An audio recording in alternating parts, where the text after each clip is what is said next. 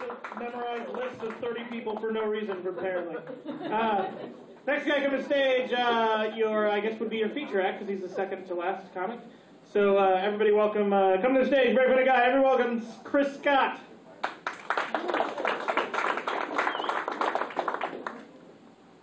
Nobody told me I was going to be the feature. I mean, that's great, that and the applause, that really does wonders for my self-esteem, I appreciate that. So I'm a new father. She was born February 2nd. I'm really excited about that. Thank you. No, that's great. Being a is a thankless job. I never get thanked for it. Only thing about my daughter, though, she never shuts the fuck up. She's that baby that never shuts the fuck up. Like, it's really sad. And, I mean, it was a refreshing change, too. Because before, it was my wife that would never shut the fuck up.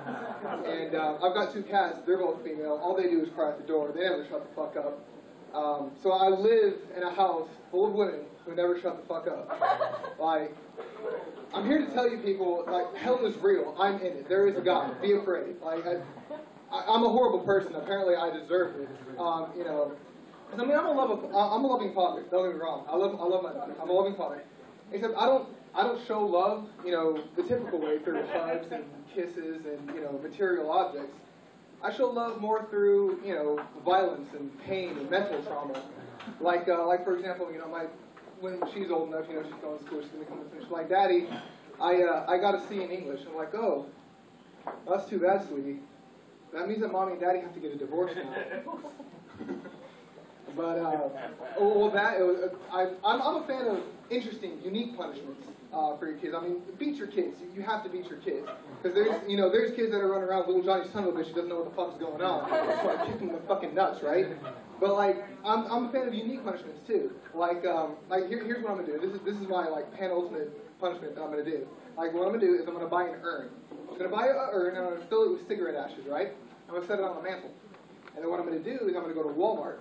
And I'm going to buy a little picture frame. You know those picture frames that have they come with the default picture? It's got the picture, it's got a smiling kid in there, maybe it's got a puppy in there. I'm going to keep that picture, I'm going to set it next to the urn. And then I'm just going to wait for my daughter to fuck up. I'm like, hey, you need to quit fucking up. Like, but Daddy, I'm like, no. And then I'm going to point to the urn. I'm like, you want to be like your big sister?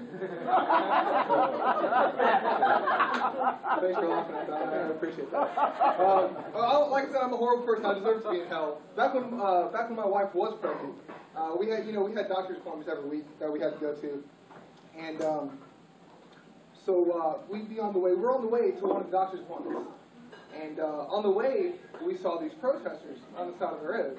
Now, it wasn't readily obvious that they were protesters. Like, they were the worst protesters ever. Like, you know how most protesters, they're walking around, they're marching, they're shouting, they've got megaphones, they've got picket signs, they're marching. No, these guys weren't doing that. They were actually pretty lazy. They were just kind of, you know, sitting down in a chair. They had nice lawn chairs, like, you know how when you go tailgating, you got those little fold-out chairs, it's got a little cup holder. They had a beer in the cup holder, just drinking a Budweiser. Didn't have signs, they had one sign, and he was sitting, right? Go ahead and toss this down here. He was sitting, right, on the chair. He had the sign across his knees. It said, "Choose life." Right? So, obviously, these guys they're protesters, I guess.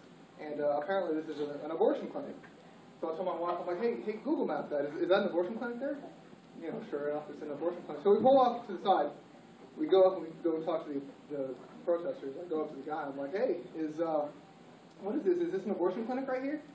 He's like, yeah, you know, it's an abortion clinic. You know, we've been protesting here. I'm like, oh, thank Jesus. We've been looking for one everywhere.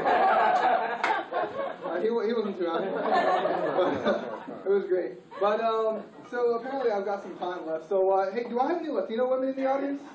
Any Latino women? One. That's awesome. One Latino woman in the entire audience. That's amazing. I love Latino women. Like, specifically, I love Mexican women. Now, I'm going to try to keep this short. Mexican women are amazing. I love Mexican women. My favorite thing about Mexican women is, you know, what they do in, what they can do in the kitchen. You know what I'm saying? Right? I love Mexican women in the kitchen. You give them a bag of flour, you know, a fucking bag of rice, some tortillas. Like, give them 2 hours, you have a 4-course meal, right? Complete with an entree. Fucking, god damn it, I fucked that. I'm sorry, that joke is on practice. Anyways, basically what I'm saying is Mexican women are amazing cooks. My wife is not that kind of Mexican. She's whiter than I am. I can't take her out in the sunlight because I don't want her to burst into flames. It's really terrible. She doesn't speak Spanish. You know what, fuck it. I'm going to get out of here. I'm going to work on that joke, I promise. Next time I'm going to get him, and you're going to laugh at that joke. I'm Chris Scott. You guys have a good one.